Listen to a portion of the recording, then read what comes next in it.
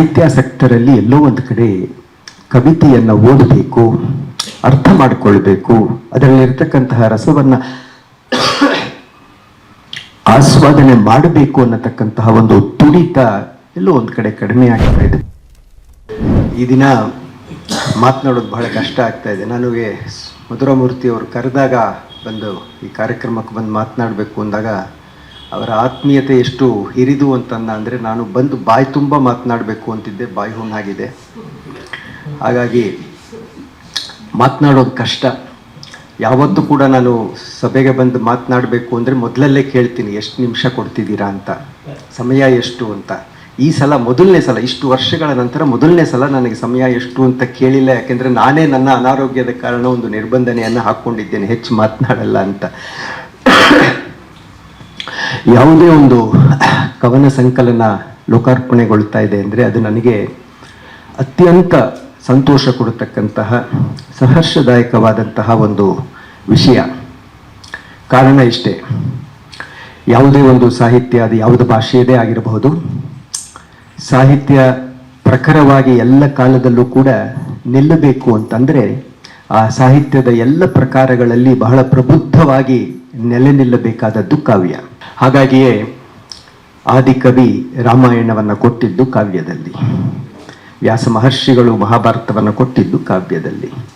ನಾವೆಲ್ಲ ಯಾವ ಹಿರಿಯ ಕವಿಗಳನ್ನು ನೆನಪು ಮಾಡಿಕೊಳ್ತೇವೋ, ಪಂಪರನ್ನಾದಿಗಳನ್ನು, ಕುಮಾರವ್ಯಾಸರನ್ನು, ನನಗೆ ಬಹಳ ಅಕ್ಕರೆಯ ಲಕ್ಷ್ಮೀಶರನ್ನು, ಅಷ್ಟೇ ಅಲ್ಲ ಆಧುನಿಕ ಕಾಲಘಟ್ಟದ ಕವಿಗಳೆಲ್ಲ ನಾವು ನೆನಪು ಮಾಡಿಕೊಂಡಾಗ, ಹೆಚ್ಚು ಸಾಹಿತ್ಯದಲ್ಲಿ ನೆನಪು ಮಾಡಿಕೊಂಡಾಗ ಕವಿಗಳನ್ನೇ ನಾವು ನೆನಪು ಮಾಡಿಕೊಳ್ಳೋದು. ಆದರೆ ಒಂದು ನನಗೆ ಯಾಕೆ ಕವನ ಸಂಕಲನದ ಲೋಕಾರ್ಪಣೆಗಳು ಬಹಳ ಹಿತ ಕೊಡುತ್ತೆ, ಸಂತೋಷವಾಗತ್ತೆ ಅಂದರೆ ಅದಕ್ಕೆ ವಿರುದ್ಧವಾದಂತಹ ಒಂದು ಪ್ರಕ್ರಿಯೆ ನಮ್ಮಲ್ಲಿದೆ ಅಂತ. ಬಹಳ ಆತ್ಮೀಯವಾದಂತಹ ಮಾತಿನ ಮನೆಯಲ್ಲಿ ಎಲ್ಲರೂ ಸ್ನೇಹಿತರೇ ಇರೋದ್ರಿಂದ ಮನಬೆಚ್ಚಿ ಮಾತನಾಡ್ಬೋದು ಅಂತ ಬಹಳ ಒಬ್ಬ ಹಿರಿಯ ಕವಿಗಳು, ನನಗೆ ತುಂಬ ಆತ್ಮೀಯರಾದವರು ಈಗ ಒಂದಷ್ಟು ತಿಂಗಳುಗಳ ಕೆಳಗೆ ಹೇಳ್ತಾ ಇದ್ರು, ಕವನ ಸಂಕಲನ ಬಿಡುಗಡೆ ಮಾಡಬೇಕು ಬೇಡವೋ ಅನ್ನೋ ಯೋಚನೆ ಮಾಡ್ತಾ ಇದ್ದೀನಿ ಅಂತ. ಪ್ರಕಾಶಕರೊಬ್ಬರು ಹೇಳ್ತಾ ಇದ್ರು, ಸರ್ ಏನನ್ನಾದರೂ ಕೊಡಿ, ಕವನ ಸಂಕಲನ ಬೇಡ ಅಂತ. ಸಾಹಿತ್ಯಾಸಕ್ತರಲ್ಲಿ ಎಲ್ಲೋ ಒಂದು ಕಡೆ ಕವಿತೆಯನ್ನು ಓದಬೇಕು, ಅರ್ಥ ಮಾಡಿಕೊಳ್ಬೇಕು, ಅದರಲ್ಲಿರ್ತಕ್ಕಂತಹ ರಸವನ್ನ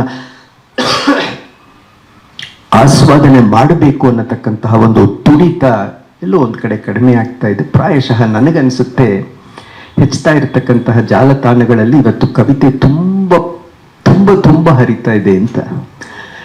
ಸಾಹಿತ್ಯದ ಯಾವುದೇ ಒಂದು ಪ್ರಕಾರ ಕಷ್ಟಪಟ್ಟು ಬರಿಬಹುದು, ದಿನವೂ ಒಂದೊಂದು ಅಂಕಣವನ್ನು ಬರಿಬಹುದು, ವಾರಕ್ಕೊಂದು ಪ್ರಬಂಧಗಳನ್ನು ಬರಿಬಹುದು, ತಿಂಗಳಿಗೊಂದು ಸಣ್ಣ ಕಥೆಯನ್ನು ಹುಟ್ಟಾಕ್ಬೋದು. ಕವಿತೆಯನ್ನು ದಿನವೂ ಹುಟ್ಟಾಕ್ಲಿಕ್ಕೆ ಸಾಧ್ಯ ಇಲ್ಲ. ಕವಿತೆ ಸ್ಫುರಣೆ, ಯಾವುದೋ ಒಂದು ಹೊತ್ತಲ್ಲಿ ಯಾವುದೋ ಒಂದು ಸಾಲ ಜ್ಞಾಪಕ ಬರುತ್ತೆ, ಯಾವುದೋ ಒಂದು ಎಲ್ಲೋ ಕೇಳಿದಂತಹ ಯಾವುದೋ ಒಂದು ವಿಚಾರ ಏನಿದೆ ಅದು ಕವಿತೆಗೆ ವಸ್ತುವಾಗಬಲ್ಲದು ಅಂತ ಮಲಗಿ ಇನ್ನೇನು ನಿದ್ರೆ ಹೋಗಬೇಕು ಆ ಹೊತ್ತಿನಲ್ಲಿ ಜ್ಞಾಪಕ ಬರುತ್ತೆ. ಅದನ್ನ ಒಂದು ಎಳೆಯನ್ನಾಗಿಟ್ಕೊಂಡು ಕವಿತೆ ರಚಿಸೋದಿದೆಯಲ್ಲ, ಅದು ಕವಿಗೂ ಕೂಡ ಶೋಭೆ.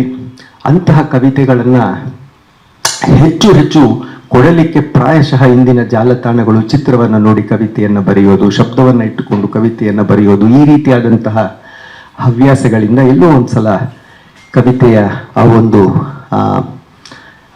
ಮೌಲ್ಯ ಏನಿದೆ ಅದು ಕಡಿಮೆ ಆಗ್ತಾ ಇದೆ ಅಂತ. ಹಾಗಾಗಿ ಇಂತಹ ಒಂದು ಪ್ರಸ್ತುತ ಪರ್ವ ಕಾಲದಲ್ಲಿ ಯಾರಾದರೂ ಒಂದು ಕವನ ಸಂಕಲನವನ್ನು ಹೊರತರ್ತಾ ಇದ್ದಾರೆ ಅಂದರೆ ನನಗೆ ತುಂಬ ಸಂತೋಷ ಆಗುತ್ತೆ. ಯಾಕೆ ಅಂದರೆ ಆ ಎಲ್ಲ ಜಾಲತಾಣಗಳನ್ನು ಮೀರಿದಂತಹ ಒಂದು ಶಕ್ತಿ ಆ ಕವಿತೆಗಳಿಗೆ ಇದೆ.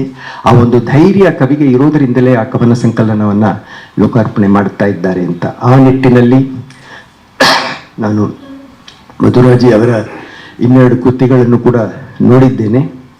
ಆ ನಿಟ್ಟಿನಲ್ಲಿ ಮಧುರರವರು ಈ ಹೊತ್ತಿನ ಜಾಲತಾಣದ ಕವಿಯತ್ರಿಯರೆಲ್ಲರಿಗೂ ಕೂಡ ಸ್ವಲ್ಪ ವಿಭಿನ್ನವಾಗಿ ನಿಲ್ತಾರೆ.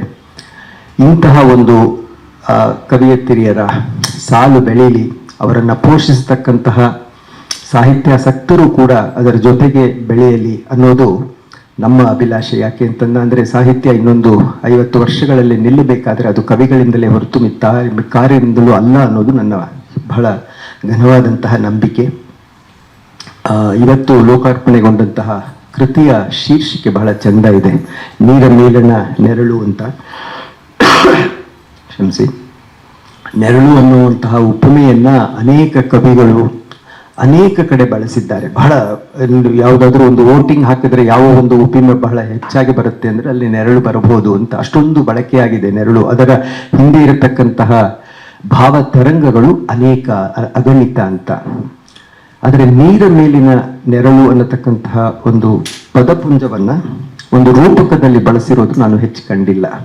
ಮಧುರಮೂರ್ತಿಯವರಿಗೆ ಅಭಿನಂದನೆಗಳು. ಹಾಗೂ ಇವತ್ತು ಲೋಕಾರ್ಪಣೆಗೊಂಡಂತಹ ಈ ಕೃತಿಯಲ್ಲಿ ಈ ಒಂದು ರೂಪಕ ಯಾವ ರೀತಿ ಪುಟ ಪುಟದಲ್ಲೂ ಕೂಡ ತನ್ನತನವನ್ನು ತೋರುತ್ತೆ ಅನ್ನುವುದನ್ನು ಓದುವ, ಕಾಣುವ ಹಂಬಲ ನನಗೆ, ಕುತೂಹಲ ನನಗೆ. ಖಂಡಿತವಾಗಿಯೂ ಅದನ್ನು ಓದ್ತೇನೆ. ಇವರ ಹಿಂದಿನ ಒಂದು ಕೃತಿ ಅಂತರ್ಭಾವ ಅಂತ. ಅಂತರ್ಭಾವ ಅನ್ನುವ ಕೃತಿಗೆ ನನ್ನಿಂದ ಮುನ್ನುಡಿಯನ್ನು ಬರೆಸಿದ್ರು. ಅದರಲ್ಲಿ ಬಂದಂತಹ ಒಂದೆರಡು ಸಾಲುಗಳನ್ನು ಮೆಲುಕು ಹಾಕ್ತಾ, ಮಧುರವಾದಂತಹ ಸಾಲುಗಳು, ಹಾಗಾಗಿ ಅವುಗಳನ್ನು ಮೆಲುಕು ಹಾಕ್ಬೋದು ಅಂತ ಅನ್ಸುತ್ತೆ.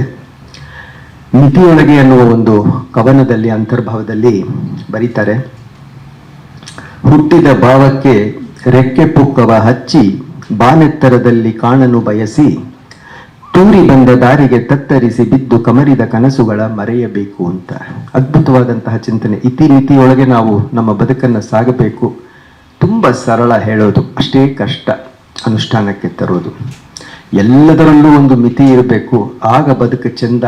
ಹೇಳೋದು ಸುಲಭ, ಮಾಡೋದು ಬಹಳ ಕಷ್ಟ. ಹಾಗಾಗಿ ಅಂತಹ ಒಂದು ಇತಿಮಿತಿಯೊಳಗೆ ಇರಬೇಕಾದ್ರೆ ಏನು ಮಾಡಬೇಕು ಅನ್ನೋದನ್ನ 4 ಸಾಲುಗಳಲ್ಲಿ, 4ನೇ ಸಾಲಿನಲ್ಲಿ ಕೊಡತಕ್ಕಂತಹ ಒಂದು ಶಕ್ತಿ ಕಾವ್ಯಕ್ಕೆ ಮಾತ್ರ ಇದೆ ಅಂತ. ಕಮರಿದ ಕನಸುಗಳ ಮರೆಯಬೇಕು. ನಾವು ಇತಿಮಿತಿಯಲ್ಲಿರಬೇಕಾದ್ರೆ ಅಧ್ಯಾತ್ಮಕ್ಕೆ ಬರಬೇಕು. ಇತಿಮಿತಿಯಲ್ಲಿರಬೇಕಾದ್ರೆ ನಮ್ಮ ಬದುಕನ್ನು ಮತ್ತೆ ಮತ್ತೆ ನಾವು ಪುನರ್ವಿಮರ್ಶೆ ಮಾಡಬೇಕು. ಅವೆಲ್ಲ ದೊಡ್ಡ ದೊಡ್ಡ ಸಿದ್ಧಾಂತಗಳು ಅಂತ ಬಹಳ ಸಿಂಪಲ್ ಆಗಿ ಹೇಳ್ತಾರೆ. ನನಗೆ ಯಾವುದೇ ಒಂದು ಪರಿಹಾರ ಬಹಳ ಅನುಷ್ಠಾನಕ್ಕೆ ಅನುವು ಮಾಡಿಕೊಡುತ್ತೋ, ಬಹಳ ಸುಲಭವಾಗಿರುತ್ತೋ ಅಂತಹದ್ದು ಇಷ್ಟ ಆಗುತ್ತೆ. ಕಮರಿದ ಕನಸುಗಳ ಮರೆಯಬೇಕು ಅಂತ. ಯಾವ್ಯಾವುದು ನಮ್ಮಲ್ಲಿ ನೆರವೇರಿಲ್ವೋ ಅಂತಹ ಕನಸುಗಳನ್ನು, ಅಂತಹ ಕೆಲಸಗಳನ್ನು ತಕ್ಷಣ ಯಾರು ಮರೀತಾರೋ ಅಂತಹವರು ಮುಂದಿನ ದಿನಗಳಲ್ಲಿ ಇತಿಮಿತಿಯಲ್ಲಿ ಇರ್ತಾರೆ ಅಂತ 4 ಸಾಲುಗಳಲ್ಲಿ ಬಹಳ ಚಂದದಲ್ಲಿ ಮಧುರ ಅವರು ಕಟ್ಟಿಕೊಟ್ಟಿದ್ದಾರೆ ಅಂತರ್ಭಾವದಲ್ಲಿ. ಅದರದ್ದೇ ಒಂದು ಕವನವನ್ನ ವಾಚನ ಮಾಡಿ ನನ್ನ ಮಾತನ್ನ ಮುಗಿಸ್ಬೋದು ಅಂತ ಅನ್ಕೊಂಡಿದ್ದೇನೆ. ಅಲ್ಲಿ ನನಗೆ ಇಷ್ಟವಾದಂತಹ ಇನ್ನೊಂದು ಕವನ, ನಾನು ಮತ್ತು ಮತಿ.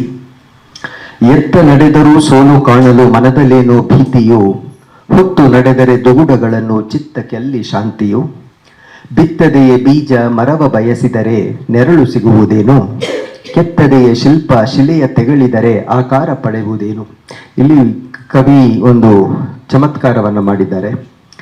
ಈ ಮೊದಲ 4 ಸಾಲುಗಳಲ್ಲಿನ 2 ಸಾಲುಗಳು ಅವರ ಮನಸ್ಸಿನಲ್ಲಿರ್ತಕ್ಕಂತಹ ಒಂದು ಗೊಂದಲ, ಒಂದು ದುಗುಡ, ಒಂದು ತುಮುಲವನ್ನ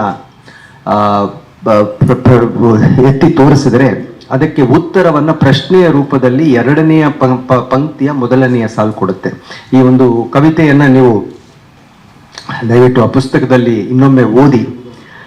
ಎತ್ತ ನಡೆದರೂ ಸೋಲು ಕಾಣಲು ಮನದಲ್ಲೇನೋ ಭೀತಿಯು. ಇದು ಅವರ ಮನಸ್ಸಿನಲ್ಲಿರ್ತಕ್ಕಂತಹ ಗೊಂದಲ, ಸರ್ವೇ ಸಾಮಾನ್ಯ ನಮ್ಮೆಲ್ಲರಲ್ಲೂ ಇರುವಂತಹ ಗೊಂದಲ. ಎಲ್ಲೆಲ್ಲೂ ಸೋಲನ್ನೇ ಕಾಣ್ತಾ ಇದ್ದಾಗ ಈ ರೀತಿಯಾದಂತಹ ಗೊಂದಲ ಬರುತ್ತೆ. ಅದಕ್ಕೆ ಉತ್ತರ, ಬಿತ್ತದೆಯೇ ಬೀಜ ಮರವ ಬಯಸಿದರೆ ನೆರಳು ಸಿಗುವುದೇನು ಅಂತ. ಬಹಳ ಪ್ರಾಯೋಗಿಕವಾದ, ಅಂದ್ರೆ ಎಕ್ಸ್ಟ್ರೀಮ್ಲಿ ಪ್ರಾಕ್ಟಿಕಲ್ ಆದಂತಹ ಒಂದು ಸೊಲ್ಯೂಷನ್ ಇದು. ಬೀಜವನ್ನೇ ಬಿತ್ತದೆ ಮರವನ್ನು ಬಯಸಿದರೆ ಹೇಗೆ ಅಂತ. ಆ ರೀತಿ ಇದ್ದಾಗ, ಅದು ನಿನ್ನದೇ ತಪ್ಪಾಗಿದ್ದಾಗ ಎತ್ತ ನಡೆದರೂ ಸೋಲು ಕಾಣುವುದು ಸಹಜ ಕಣಯ್ಯ. ಆ ಸೋಲಿಗೆ ನೀನು ಆಗದಂತೆ ಜಯವನ್ನು ಬಯಸಿತು ಅನ್ನೋದ್ರೆ ಅದಕ್ಕಾಗಿ ಕೆಲಸ ಮಾಡಬೇಕು ಅನ್ನತಕ್ಕಂತಹ ಒಂದು ಚಿಂತನೆ ಬಹಳ ಸೊಗಸಾದದ್ದು. ಹೊತ್ತು ನಡೆದರೆ ದುಗುಡಗಳನ್ನು ಚಿತ್ತಕ್ಕೆಲ್ಲಿ ಶಾಂತಿಯು, ಇದೊಂದು ಗೊಂದಲ. ಅದಕ್ಕೆ 2ನೆಯ ಪಂಕ್ತಿಯ 3 ಮತ್ತು 4ನೇ ಸಾಲಿನಲ್ಲಿ ಹೇಳ್ತಾರೆ, ಕೆತ್ತದೆಯೇ ಶಿಲ್ಪ ಶಿಲೆಯ ತೆಗಳಿದರೆ ಆಕಾರ ಪಡುವುದೇನು ಅಂತ.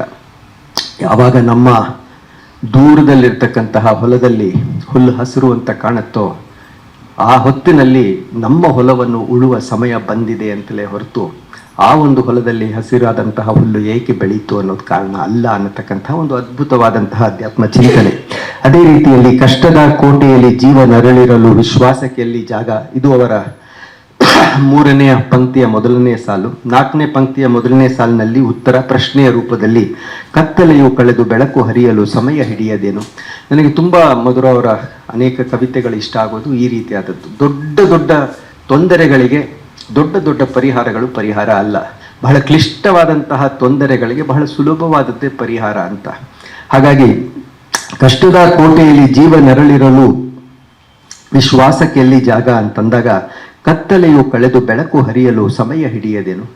ಸಮಯ, time is the best healer of everything ಅಂತಾರೆ. ಹಾಗಾಗಿ ತೊಂದರೆ ಆಗ್ತಾ ಇದೆ, ಕತ್ತಲೆ ದೂರ ಬಹಳಷ್ಟು ಇದೆ ಅಂತ, ದಟ್ಟವಾಗಿದೆ ಅನ್ನತಕ್ಕಂತಹ ಒಂದು ಮನಸ್ಥಿತಿ ಬಂದಾಗ ಒಂದಷ್ಟು ಸಮಯ ಬೇಕು. ಆ ಸಮಯಕ್ಕೆ ಬೇಕಾದಂತಹ ಸಹನೆಯನ್ನು ಕೂಡ ಅವರು ಈ ಒಂದು ಕವನದಲ್ಲಿ ಹೇಳ್ತಾ ಸಾಕ್ತಾರೆ.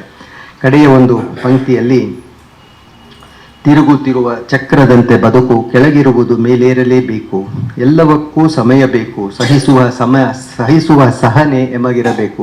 ಸಹನೆಯನ್ನೇ ಮೂಲವಾಗಿಟ್ಟುಕೊಂಡು, ಅದನ್ನೇ ಮೂಲ ಮಂತ್ರವನ್ನಾಗಿಟ್ಟುಕೊಂಡು ಹೇಗೆ ನಮ್ಮ ಎಲ್ಲ ಗೊಂದಲಗಳಿಗೂ ಅದು ಉತ್ತರವಾಗುತ್ತೆ ಅನ್ನೋದನ್ನ ಬಹಳ ಸೊಗಸಾಗಿ ಹೇಳಿದ್ದಾರೆ ನಾನು ಮತ್ತು ಮತಿ ಅನ್ನತಕ್ಕಂತಹ ಕವನದಲ್ಲಿ. ಈ ದಿನ ಪ್ರಾಸ್ತಾವಿಕವಾಗಿ ಒಂದಷ್ಟು ಮಾತುಗಳನ್ನ ಆಡಿ ಅವರ ಒಂದು ಹಿಂದಿನ ಕವನ ಸಂಕಲನದ ಒಂದು ಕವನವನ್ನ ಮೆಲುಕು ಹಾಕಬೇಕು ಅಂತ ಅನ್ನಿಸ್ತು. ಹಾಗಾಗಿ ಇದನ್ನ ತಮ್ಮೊಟ್ಟಿಗೆ ಓದಿದೆ. ಕವನಗಳನ್ನು ಎಲ್ಲರೂ ಪ್ರೋತ್ಸಾಹಿಸಿ, ಕವನಗಳನ್ನು ಓದುವ ಕಲೆಯನ್ನು ಕೂಡ ರೂಢಿಸಿಕೊಳ್ಳಿ. ಕವನವನ್ನು ಆದಷ್ಟು ಕೂಡ ಹಾಡಿನ ರೂಪದಲ್ಲಿಯೇ ಓದಿಕೊಂಡ್ರೆ ಕವನದ ಸೊಗಸು ಹೆಚ್ಚು. ಇದನ್ನು ನಾನು ಯಾಕೆ ಹೇಳ್ತಾ ಇದ್ದೇನೆ ಅಂತಂದರೆ, ಒಬ್ಬ ಕವಿಯಾಗಿ ಅಂತಹ ಒಂದು ಭಾವನೆಯನ್ನು ನಮ್ಮ ಮನಸ್ಸಿನಲ್ಲಿ ಧಾರಣೆ ಮಾಡಿಕೊಂಡು ನಾವು ಬರೆಯುವಾಗಲೂ ಕೂಡ ಕವನವನ್ನು ಹಾಡಿನ ರೂಪದಲ್ಲೇ ಹೆಚ್ಚು ಬರೆದ್ರೆ ಅಂತಂದರೆ, ಛಂದಸ್ಸಿದ್ರೆ ಬಹಳ ಚಂದ. ಛಂದಸ್ಸು ಸ್ವಲ್ಪ ಕಠಿಣ ಅಂದರೆ ಒಂದಷ್ಟು ಲಯ ಆದರೂ ಇರಬೇಕು. ಒಂದಷ್ಟು ಲಯದ ಜೊತೆ ಒಂದಷ್ಟು ಮಾತ್ರೆಗಳ ಒಂದಷ್ಟು ಗಣನೆ, ಅಥವಾ ಒಂದು ಆದಿಪ್ರಾಸ, ಒಂದು ಅಂತ್ಯಪ್ರಾಸ, ಅಥವಾ ಎರಡು. ಇವರ ಅನೇಕ ಕವನಗಳಲ್ಲಿ ಅದು ಬಂದಿದೆ ಅಂತ. ಹಾಗಾಗಿ ಇಷ್ಟನ್ನಾದರೂ ಇಟ್ಟುಕೊಂಡು ಒಂದು ಕವಿತೆಯನ್ನು ಒಂದು ವಸ್ತುವನ್ನಾಗಿ ಇಟ್ಟುಕೊಂಡು ಅದರಲ್ಲಿ ಒಂದಷ್ಟು ರೂಪಕಗಳನ್ನು ಬಳಸಿಕೊಂಡು ಕಲ್ಪನೆಯನ್ನೇ ಮೂಲಾಧಾರವಾಗಿಟ್ಟುಕೊಂಡು ಕವಿತೆಗಳನ್ನು ರಚಿಸಿದರೆ ಆ ಕವಿತೆ ದ ರಾ ಬೇಂದ್ರೆಯವರ ಕವಿತೆಗೆ ಹೋಲುತ್ತೆ? ಖಂಡಿತ ಅಲ್ಲ. ಕುವೆಂಪು ಅವರ ಕವಿತೆಗೆ ಹೋಲುತ್ತೆ? ಖಂಡಿತ ಅಲ್ಲ. ಬರೆದ ಕವಿಯ ಉತ್ಕೃಷ್ಟವಾದಂತಹ ಕವಿತೆ ಅದಾಗಿರುತ್ತೆ. ಅದೇ ನಮ್ಮ ಸಾರ್ಥಕತೆ ಅಂತ ಹೇಳ್ತಾ, ಮತ್ತೊಮ್ಮೆ ಅತ್ಯಂತ ಸ್ನೇಹಮಯಿಯಾದಂತಹ ಮಧುರಾಜಿಯವರು ಬೇರೆ ಪ್ರಕಾರಗಳಲ್ಲಿ ತಮ್ಮ ಲೇಖನಿಯನ್ನು ಬಳಸುವ ಮನಸ್ಸನ್ನು ಸ್ವಲ್ಪ ಹೊತ್ತು ಪಕ್ಕಕ್ಕಿಟ್ಟು ಜನ ಕೇಳ್ತಾ ಇದ್ದಾರೆ ಅಂತ, ನಿಮ್ಮಲ್ಲಿ ಅಡಗಿರತಕ್ಕಂತಹ ಆ ಒಂದು ಸ್ಫುರಣೆಯಿಂದ ಉದ್ಭವವಾಗತಕ್ಕಂತಹ ಕವಿತೆಗಳನ್ನು ರಚಿಸುವಲ್ಲಿಯೇ ಹೆಚ್ಚು ಮನಸ್ಸನ್ನು ಕೊಡಿ. ಇನ್ನೂ ಮಧುರವಾಗಿ ನಿಮ್ಮ ಮುಂದಿನ ಸಂಕಲನಗಳು ಹೊರಬರಲಿ ಅಂತ ಆ ಪರಮಾತ್ಮನಲ್ಲಿ ಪ್ರಾರ್ಥನೆ ಮಾಡ್ತಾ ನನ್ನ ಎರಡು ಮಾತುಗಳನ್ನು ಮುಗಿಸ್ತೇನೆ. ನಮಸ್ಕಾರ.